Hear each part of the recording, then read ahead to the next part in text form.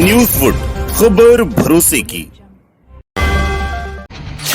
श्रीलंका में उपजा है तनाव, जिसको लेकर आज दिल्ली के जंतर मंतर पर यहाँ पर कुछ स्वयंसेवी संगठन पहुंचे हैं अपनी आवाज़ को बुलंद करने के लिए। हमारे साथ स्वयंसेवी संगठन की नलिनी सिंह जुड़ रही हैं। सीधे आइए हम इनसे बात करते हैं। मैम, सबसे पहले ये बताइए आपका नाम क्या है? मेरा नाम नलिनी। मैम, श्रीलंका के इशू को भारत से जोड़कर देखा जा रहा है। कहा जा रहा है कि जैसा श्रीलंका का हाल हुआ है, अगर मोदी सरकार ने इससे सबक नहीं लिया तो आने वाले दिनों में भारत का भी वही हश्र होगा। क्या कहना है आपका? देखिए, जो हमने श्रीलंका में स्थिति बनते हुए देखी है, उसी तरह की स्थिति हम दुनिया भर के कई देशों के अंदर बनते देखते हैं और भारत भी उसी लिस्ट का एक हिस्सा है। और वो स्थिति क्या है जिसकी हम बात कर रहे हैं? वो ऐसी आर्थिक व्यवस्था है जिसके अंदर पूंजीपतियों को तो तुरंत इस तरह की नीतियाँ बनाई जाती है कि पूंजीपतियों का मुनाफा बढ़ता जाए, उनकी संपत्ति बढ़ती जाए, और जो उनके लिए काम करने वाले लोग हैं, जो उनके बागानों में, उनकी फैक्ट्रियों में, कारखानों में, माइनों में काम करने वाली बहुसंख्यक आबादी है, उनसे इस तरह से खून चूस लिया जाए कि वो भूखमरी की स्थिति के अंदर मरने के लिए तैयार हो। जैसा श्रीलंका में हमने देखा कि लाखों लोग भूखमरी में मरने के लिए मजबूर हैं,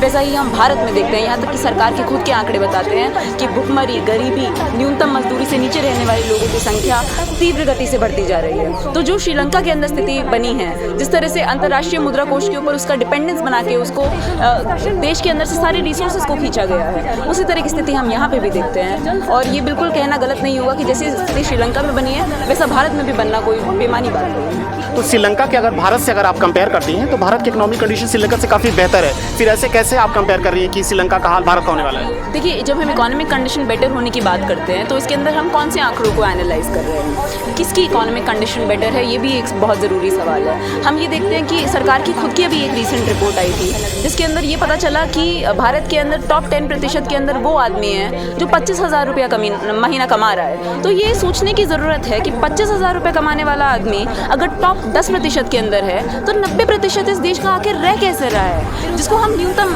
मजदूरी कहते हैं। न्यूनतम का मतलब ये है कि इससे नीचे रहने के लिए इंसान नहीं रह सकता है। इससे नीचे मजदूरी के अंदर उसमें रहने के लिए करोड़ों लोग हमारे देश के अंदर मजबूर हैं। तो हम जब ये बोलते हैं कि आर्थिक स्थिति श्रीलंका से बहुत बेहतर है तो शायद पूंजीपतियों की स्थिति बेहतर हो सकती है, पर हम देखते हैं बहुसंख्यक आबादी की स्थिति भारत में भी वैसी है और दुनिया के तमाम देशों में ऐसी है कि वो खटने के लिए मजबूर हैं और जो मेहनत करके वो ये दुनिया बनाते हैं, संसाधन बनाते हैं, उसके ऊपर उनका कोई अधिकार नहीं है और केवल देश विदेश के पूंजीपति उसका फ़ायदा उठाते हैं।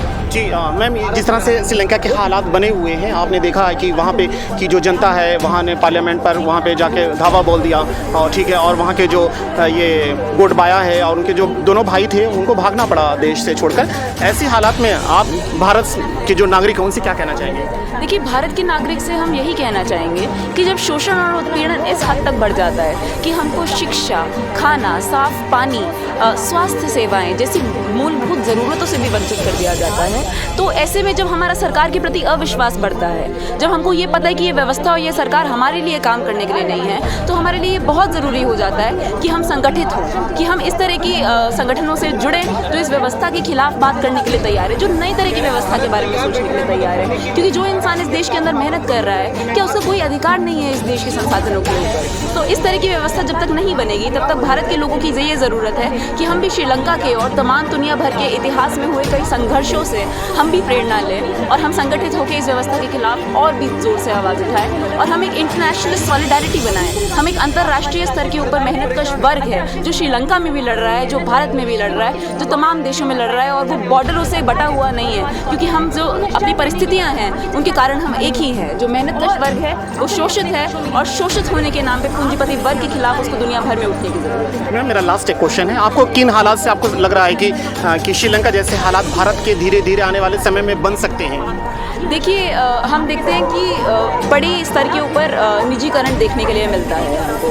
हम जिस भी सरकारी फील्ड की बात कर लें, हम बड़ी बड़ी सरकारी संपत्तियों की बात कर लें, चाहे वो रेलवे की बात हो, चाहे वो शिक्षा क्षेत्र की बात हो, स्वास्थ्य क्षेत्र की बात हो, हमको दिखता है कि फंड कटौती बढ़ती जा रही है, सरकार अपना हाथ खींच रही है और दूसरी तरफ प्राइवेट इंस्टीट्यूशंस को और NGO टाइप इंस्टीट्यूशंस को वो बहुत ज़्यादा बल दे के आगे बढ़ा रही है। उसके अलावा हम क्या देखते हैं कि कोविड लॉकडाउन के बाद खासकर हमने देखा कि जो गैर बराबरी का दर है वो बहुत ज़्यादा बढ़ता जा रहा है। तो ऐसे निजीकरण के माहौल में और पूंजीपतियों के हित में हम देखते हैं कि बार बार उनको टैक्स से फ्री कर दिया जाता है कि टैक्स स्लैब हमने देखा जो पिछला बजट था उसमें पूंजीपतियों का टैक्स स्लैब घटा दिया गया। तो ये बड़ी सोचने की बात है कि क्या पूंजीपतियों को ज़रूरत थी कोविड लॉकडाउन के बाद टैक्स स्लैब घटाने की, या फिर इस देश के अंदर जो लोग इतने किलोमीटर पैदल चल के गए उनको ज़रूरत थी कि उनको कोई एड दिया जाता, उनके लिए कोई बस चलवाई जाती।